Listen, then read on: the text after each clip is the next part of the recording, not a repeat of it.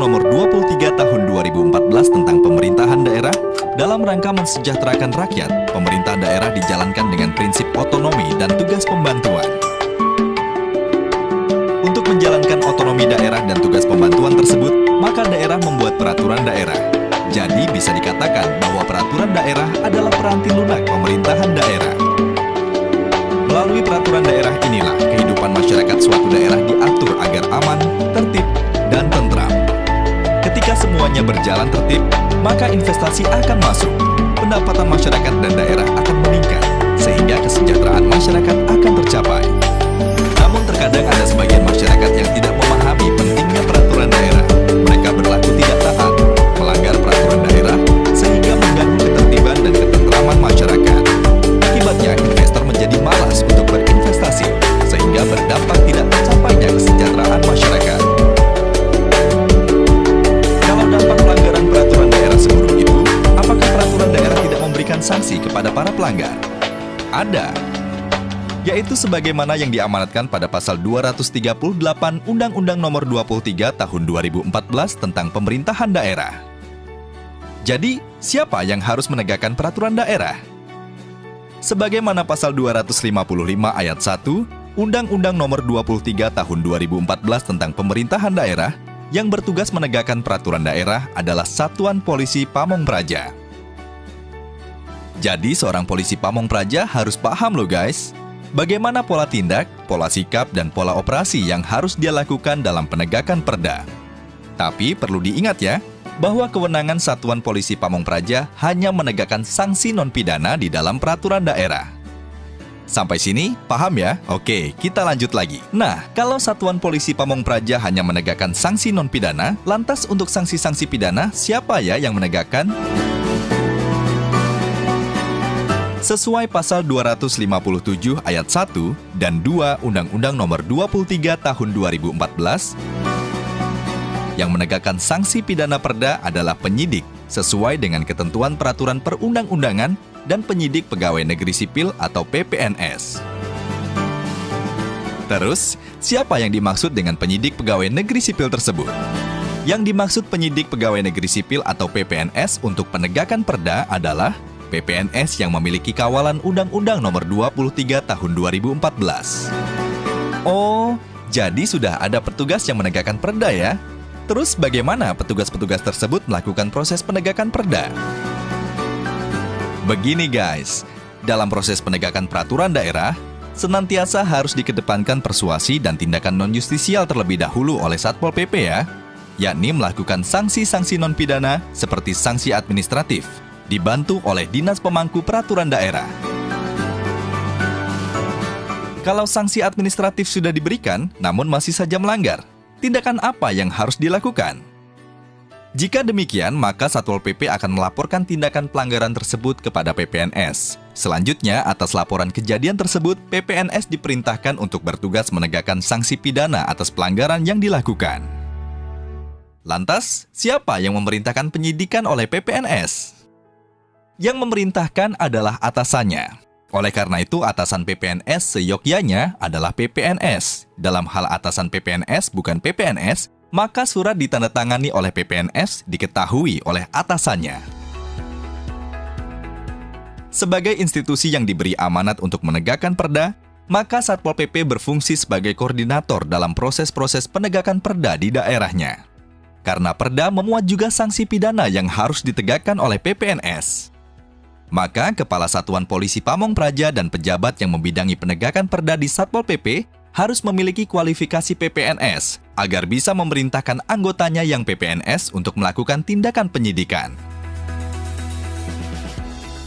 Bagaimana proses penyidikan yang dilakukan PPNS dengan kawalan Undang-Undang Nomor 23 Tahun 2014 tentang pemerintahan daerah yang merupakan rujukan atas seluruh peraturan daerah? Sebagaimana ketentuan pasal 238 ayat 2 Undang-Undang Nomor 23 Tahun 2014 tentang pemerintahan daerah, sanksi pidana kurungan perda bisa sampai dengan maksimal 6 bulan. Artinya dalam perda bisa terdapat 1. Tindak pidana ringan sesuai dengan pasal 205 KUHP, yakni perkara yang diancam dengan pidana penjara atau kurungan paling lama 3 bulan dan atau denda sebanyak-banyaknya Rp7.500. yang dilakukan dengan acara pemeriksaan cepat di pengadilan. 2. Tindak pidana di luar pasal 205 KUHP yang dilakukan dengan acara pemeriksaan singkat yang menurut penuntut umum, pembuktian serta penerapan hukumnya mudah dan sifatnya sederhana. Lantas bagaimana proses penyidikan terhadap pelanggaran perda yang memiliki sanksi pidana penjara atau kurungan maksimal 3 bulan atau kategori tindak pidana ringan tersebut? Proses penyidikan tipiring dapat dilaksanakan di kantor atau di luar kantor dengan pertimbangan penanganan yang cepat dan tuntas. Itulah kenapa ada istilah sidang di tempat, yakni pelaksanaan sidang yang dilakukan di tempat kejadian perkara, segera setelah dilakukan penyidikan oleh PPNS. Setelah PPNS menerima laporan atau aduan atau mengetahui langsung adanya tipiring, maka segera cari saksi, tersangka, dan barang bukti yang terkait kasusnya. Segera lakukan pemeriksaan singkat dan temukan unsur pasal yang dilanggar serta pengakuan tersangka. Dengan didukung keterangan saksi, maka penyidik segera menulis pada blanko tipiring. Untuk memperkuat keterangan dalam pemeriksaan, saksi atau terdakwa dan penyidik agar membubuhkan tanda tangan di blanko tipiring tersebut. Jangan lupa untuk mencatat jenis barang bukti yang telah disita. Apabila tersangka tidak bersedia menandatangani blanko acara pemeriksaan, uraikan secara singkat alasan-alasannya di lembar belakang. Jika penyidikan sudah selesai, penyidik harus memberitahu kepada terdakwa untuk hadir dalam sidang tipiring sesuai waktu yang ditetapkan. Di persidangan, PPNS yang bertindak sebagai penyidik pelanggaran tipiring tersebut atas kuasa undang-undang bertindak selaku penuntut umum terhadap terdakwa, sehingga harus mengikuti sidang sampai dengan ditetapkannya vonis oleh hakim. Terus, bagaimana dengan proses penyidikan pelanggaran perda yang non-tipiring?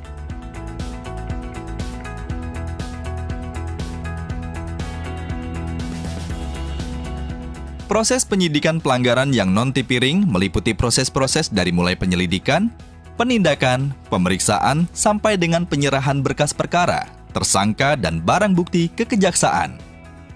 Untuk proses penyelidikan, selalu libatkan Pol PP ya, karena sesuai pasal 255 ayat 2 huruf C, Undang-Undang Nomor 23 Tahun 2014, Pol PP memiliki kewenangan untuk melakukan tindakan penyelidikan terhadap warga masyarakat, aparatur, atau badan hukum yang diduga melakukan pelanggaran atas perda dan atau perkada. Selanjutnya adalah proses penindakan yang meliputi pemanggilan, penangkapan, penahanan, penggeledahan, penyitaan. Ingat ya, selalu lakukan koordinasi kepada Korwas PPNS setempat untuk bantuan-bantuan teknis, utamanya yang tidak bisa dilaksanakan sendiri oleh PPNS, seperti misalnya penangkapan dan penahanan, penggeledahan maupun penyitaan.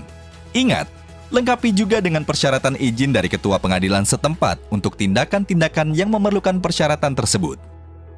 Proses selanjutnya yakni proses pemeriksaan merupakan kegiatan untuk mendapatkan keterangan, kejelasan, dan keidentikan tersangka dan atau saksi dan atau barang bukti, maupun tentang unsur-unsur tindak pidana yang telah terjadi, sehingga kedudukan atau peranan seseorang maupun barang bukti di dalam tindak pidana tersebut menjadi jelas dan dituangkan dalam berita acara pemeriksaan. Ingat ya guys, peran kegiatan pemeriksaan dalam penyidikan merupakan penentu keberhasilan penyidikan secara menyeluruh. Oleh karenanya perlu pendekatan, pengetahuan, dan keterampilan dari pemeriksa. Pada saat proses penyidikan, PPNS juga dapat menghentikan penyidikan asal mempunyai alasan yang cukup sesuai pasal 109 ayat 2 KUHP, yakni 1. Tidak terdapat cukup bukti. 2. Peristiwa tersebut bukan merupakan tindak pidana. 3. Proses penyidikan dapat dihentikan demi hukum oleh karena tersangka meninggal dunia. Tuntutan pidana telah kadaluarsa. Pengaduan dicabut apabila delik aduan tindak pidana tersebut telah memperoleh putusan hakim yang tetap dan pasti atau nebis in idem. Guys, dalam penyidikan yang tidak kalah penting adalah pendataan dan pencatatan secara tertib dan teratur. Hindari kesalahan dalam pengisian blanko-blanko atau formulir-formulir. Distribusikan dan arsipkan seluruh administrasi penyidikan secara tertib dan teratur. Kalau perlu, tunjuk staf yang khusus menangani administrasi penyidikan. Setelah semua berkas perkara penyidikan selesai, maka harus segera disampaikan kepada penuntut umum melalui Korwas PPNS untuk selanjutnya diteliti bersama oleh Korwas dan PPNS. Kalau hasil penelitian masih belum sempurna, maka Korwas PPNS mengembalikan kepada PPNS disertai petunjuk tertulis. Kalau sudah sempurna, diteruskan kepada penuntut umum dengan surat pengantar dari Korwas PPNS tembusan ke PPNS yang bersangkutan. Jika kemudian oleh jaksa penuntut umum berkas dinyatakan lengkap atau P21, maka tugas penyidikan telah selesai. Inilah proses penegakan perda yang dilakukan oleh PPNS. Tapi ingat ya guys, indikator keberhasilan PPNS dalam menegakkan perda bukan banyaknya pelanggar perda yang diproses dan diselesaikan kasusnya. Namun, dengan dilakukannya penegakan perda tersebut, akan meningkatkan kesadaran masyarakat agar patuh terhadap aturan.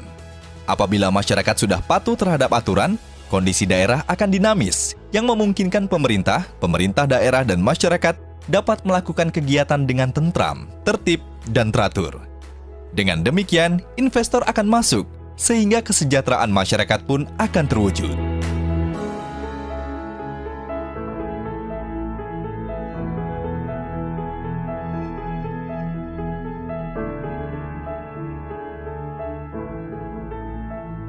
Pesan ini disampaikan oleh Kementerian Dalam Negeri Republik Indonesia